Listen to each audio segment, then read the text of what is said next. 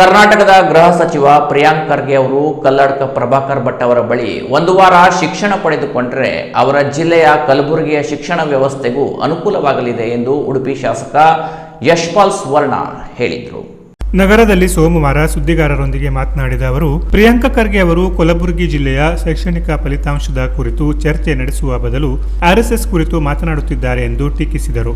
ಖರ್ಗೆ ಅವರು ಆರ್ಎಸ್ಎಸ್ನಿಂದ ಶಿಕ್ಷಣದ ಮಾದರಿಯನ್ನು ಕರೆದುಕೊಂಡರೆ ಅವರ ಜಿಲ್ಲೆಯ ವಿದ್ಯಾರ್ಥಿಗಳಿಗೂ ಉತ್ತಮ ಶಿಕ್ಷಣ ದೊರೆಯಬಹುದು. ಆಗ ಉಡುಪಿ ಜಿಲ್ಲೆಯಂತೆ ಕಲಬುರಗಿಯು ಶಿಕ್ಷಣ ಕ್ಷೇತ್ರದಲ್ಲಿ ಉತ್ತಮ ಸಾಧನೆ ಮಾಡಲು ಸಾಧ್ಯವಾಗುತ್ತದೆ ಎಂದು ಹೇಳಿದರು. ಜನಪ್ರತಿನಿಧಿಗಳು ರಾಜಕೀಯ ವಿಚಾರಗಳಿಗಿಂತ ತಮ್ಮ ಕ್ಷೇತ್ರದ ಆರೋಗ್ಯ ಮತ್ತು ಶಿಕ್ಷಣದ ಅಭಿವೃದ್ಧಿಗೆ ಹೆಚ್ಚಿನ ಆದ್ಯತೆ ನೀಡಬೇಕು. ಪ್ರಿಯಾಂಕ್ ಖರ್ಗೆ ಅವರು ಮೊದಲು ತಮ್ಮ ಜಿಲ್ಲೆಯ ಆರೋಗ್ಯ ಮತ್ತು ಶಿಕ್ಷಣ ಕ್ಷೇತ್ರದ ಸ್ಥಿತಿಗತಿಯನ್ನು ಅರಿತು ಮಾತನಾಡಬೇಕು ಎಂದು ಸುವರ್ಣ ಹೇಳಿದರು. ಅದರಿಂದಾಗಿ ಪ್ರಥಮವಾಗಿ ಆರ್ಎಸ್ಎಸ್ ಶಿಕ್ಷಣ ಪಡ್ಕೊಂಡ್ರೆ ಅಟ್ಲೀಸ್ಟ್ ಅವರ ಜಿಲ್ಲೆಯ ವಿದ್ಯಾರ್ಥಿಗಳಿಗೆ ಒಂದು ಒಳ್ಳೆಯ ಶಿಕ್ಷಣ ಸಿಗ್ಬೋದು. ಬಹುಶಃ ಉಡುಪಿ ಜಿಲ್ಲೆಯ ರೀತಿಯಲ್ಲಿ ಮುಂದಿನ 3 ವರ್ಷದಲ್ಲಿ ಗುಲ್ಬರ್ಗ ಜಿಲ್ಲೆ ಪ್ರಥಮ ಸ್ಥಾನ ಬರುವಂಥ ಸಾಧ್ಯತೆ ಉಂಟು. ಅದರಿಂದಾಗಿ ಅವರ ಪ್ರಶ್ನೆಗೆ ಉತ್ತರ ಕೊಡುವಂಥದ್ದು ಅದು ಸರಿಯಲ್ಲ. ಯಾಕಂತೇಳಿದರೆ ಅವರ ಪದಕ್ಕೆ ಡಿಕ್ಷನರಿಯಲ್ಲಿ ಅರ್ಥವೇ ಇಲ್ಲ. ಅಂದರೆ ಒಟ್ಟಾರೆ ಅವರು ಜನರನ್ನು ದಾರಿ ತಪ್ಪಿಸುವಂಥ ಪ್ರಯತ್ನಗಳಾಗ್ತದೆ. ಅದರಿಂದಾಗಿ ಈ ಕಲ್ಲಡ್ಕ ಪ್ರಭಾಕರ್ ಭಟ್ರ ಬಗ್ಗೆ ಅವರು ಚರ್ಚೆಗಳನ್ನು ಮಾಡಿದರು.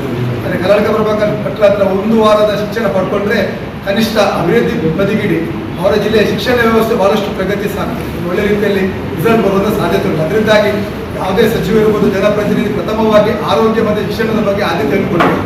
ಅವರ ಜಿಲ್ಲೆಯಲ್ಲಿ ಆರೋಗ್ಯ ಕ್ಷೇತ್ರ ಇರ್ಬೋದು, ಶಿಕ್ಷಣ ಕ್ಷೇತ್ರ ಯಾವ ಮಟ್ಟಕ್ಕೆ ಕೆಳಗೆ ಬಿದ್ದಿದೆ ಎಂಬುದನ್ನು ಅರ್ಥ ಮಾಡಿ ಮತ್ತೆ ಜನರಿಗೆ ಅವರು ಬೋಧನೆ ಕೊಡುವಂಥ ಸೂಕ್ತ ಅಂತ ನಾನು ಹೇಳಲಿಕ್ಕೆ ಬಯಸ್ತೇನೆ. ಅದರಿಂದಾಗಿ ಎಲ್ಲ ವಿಚಾರಗಳಿಗೆ ನಾವು ಕಮೆಂಟ್ ಮಾಡ್ದು ಹೋದರೆ ನ್ಯಾಷನಲ್ ವಿಷನ್ ಅಂತ ಅನಿಸ್ತದೆ.